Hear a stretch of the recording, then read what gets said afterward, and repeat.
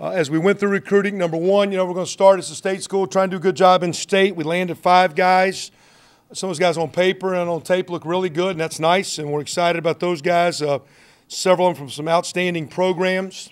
I thought we had great representation there. I will say before we go forward, not talking about guys, I really believe, in my opinion, this is our first, what I would consider, full recruiting cycle, because we had a chance to see these guys as young kids. Our first year, this time of day, we had 1 month to recruit and get guys, and you were just getting guys. So you weren't really looking at next year, you were getting them. You go back out by rule, we can't go out till October, November with your school, or your spring visits, but I can't go. I get a few visits to games, but not a lot because I'm with our team. I don't really get out to December and January, but December and January a year ago, I was seeing a lot of these juniors, these kids in our state, these kids in the Midwest.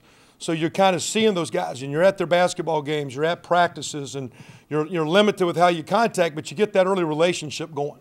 And even though this is on paper our 3rd class, I think it's the first, quote, full cycle where we got a chance to really get to know coaches, players, sell the product, get them on campus, get them connected with our kids, our program. I think also our program. Our kids being able to sell what we're trying to do. I don't know if our players could have done that the first year. I don't know if our guys were really into it year 2, but now year 3, I think we're very stable. I think we've got some solid foundation that we've built, that we're standing on, that we're, I think, building and moving forward. And I think it's just taking some time to get to that point. But in this recruiting process, when you guys, and some of you guys, have your deals where so-and-so is the recruiting coach, there's no one person that recruited anyone. It was a total team deal, and not just our staff. There's guys specifically that I think I call it every week, that I personally saw, whatever, okay, so what? So the defensive coordinator was there, or the position coach was there. On our visits, we include our administration talking to recruits. Our strength coaches are eating with them. They're in the weight room with them. Our academic people are with them. Professors come over and meet us at meals. Amy Frill is selling our nutrition program and what we're doing. I think one of the things that's underwritten, if you have a good class, our players were a big part in recruiting, because they're the guys that walk the walk and sell the program. So a lot of this day being a good day wasn't one coach or what we've done as coaches, or it's our program. And the part of the program is our school and the commitment. So that being said, it's a on paper good day. And I do feel, even though it's class 3 on paper for me and our staff, it's really our first full cycle. So I think that's some of the reasons why maybe it looks good on paper for what that paper's worth.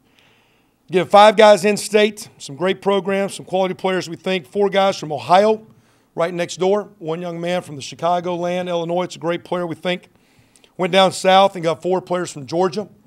I think number 1 with Coach Fabris's ties. We went in there more in spring and got to see players and got on players and got with them early. And then all our, the best thing when you fly out of Indy going south, you pop through Atlanta half the time on most of those flights. So it's always easy to hop in and see a kid or two and keep traveling to other parts of the country. So great alumni base in Atlanta.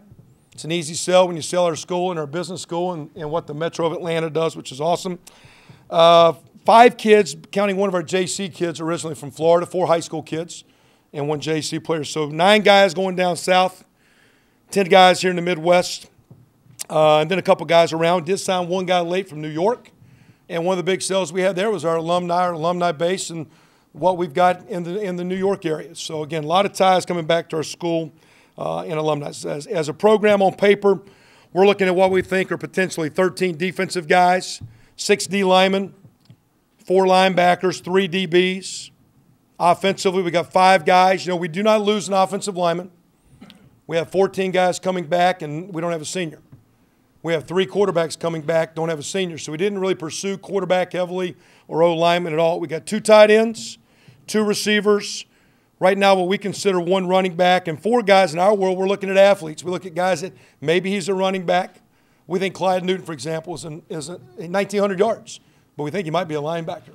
And he knows that. We've talked a little bit about that. But you've got some guys, maybe they're receivers, maybe they're tailbacks, maybe they're DBs, maybe they're backers. That'll work out. So to me, we've got 4 swing athletes that are really pretty good. So 13 on O, 5 on D, and 4 guys we'll probably figure out when they get here and see how they develop and see how they move. So that's the class. And with that, we'll open up for questions.